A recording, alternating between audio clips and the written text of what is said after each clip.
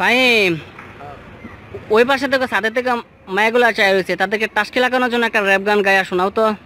আরে ভাই কি দরকার, থাকুক না। আরে না, একটা শোনায়া দাও। কইতাছেন আপনি? হ্যাঁ ভাই, একটা শোনায়া দাও। আচ্ছা ঠিক আছে।